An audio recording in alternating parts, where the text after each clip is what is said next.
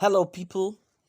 A US court has finally sentenced Abbas, aka Hushpuppi, to 11 years imprisonment.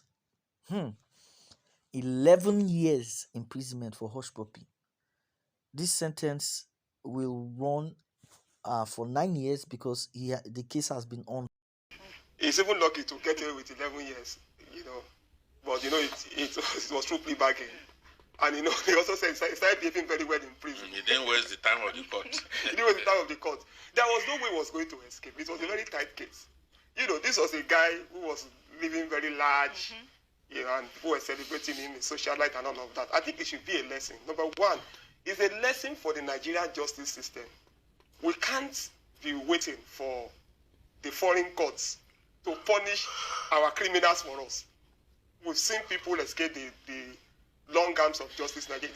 The arms of justice in Nigeria are not that long sometimes, like they are short. Yes, our justice system in Nigeria need to learn from what has happened with this Hushpuppi's case. Because in Nigeria, I mean, we can all see what is happening. It just be like, say, the law or our judicial system, people in the favor, now the highest bidder. So when you are rich and powerful in Nigeria, nothing happens to you. As long as it goes to court, they no care. They can bend their ways. But no, it not be like that. The justice system in the United States is far different. So the Nigerian state should learn from this Hushpuppi case.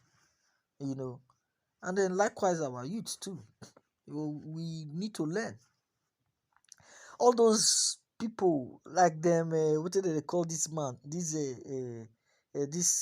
journalist for not journalist. He's not a journalist. Sorry, this presenter, this Daddy Freeze.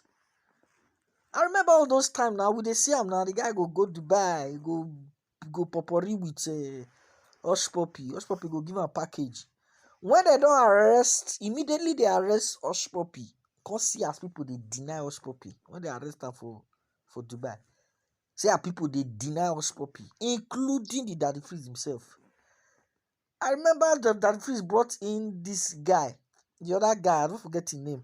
He brought in the guy on air. They tell the guy, say whether they ask the guy, have you seen me? Did you ever see Hushpuppi give me money? That one they say no. Like and I'm like, so if Hushpuppi won't give you money, the guy go do there. So it's a lesson. It's a lesson. I hope at least that 11 years and 9 years now I go do now. So he will learn his lesson. If you not can't learn a lesson, I know. We learn a lesson. And so my people out there, we all have to be very, very, very careful. We have to be very, very careful. So that is it, and that is the news. Hushpuppi has been sentenced to 11 years imprisonment by United States court. They do the prison sentence. Somebody was asking me where I go do the sentence. He was arrested by the American state, an American court. Now in try him, and I then sentence him. So the prison where they go refer to now for US there.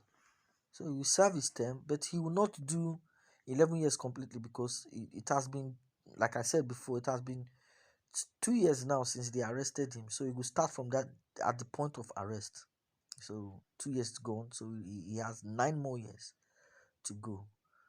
May God help all of us because. But once they take you to court, once it gets to that point, they've taken their time. You are likely to be jailed. Look at all the people that they jailed with Ibori now.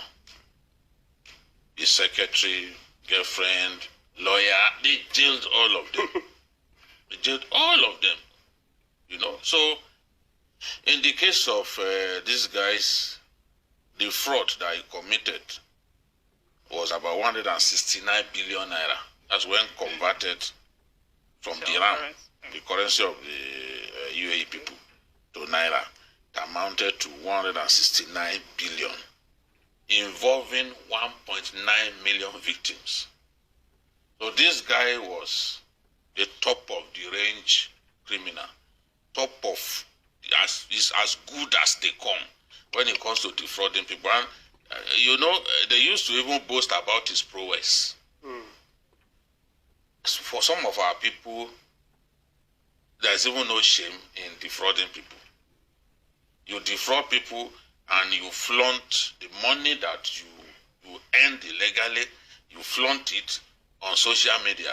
You want to be the best dresser around. This guy is a smart dresser, this and that. Dressing with innocent people's money. And the Americans were on his trail for some time. Now, they finally sentenced a man. For criminals like him, those of them who are home, the lesson is, look, it may take quite some time, but justice will still be served. I want to see a situation in which our laws will be amended to truly punish 419ers, because these young people now are behaving like it is fashionable to be an advanced fee fraudster. They are not ashamed anymore.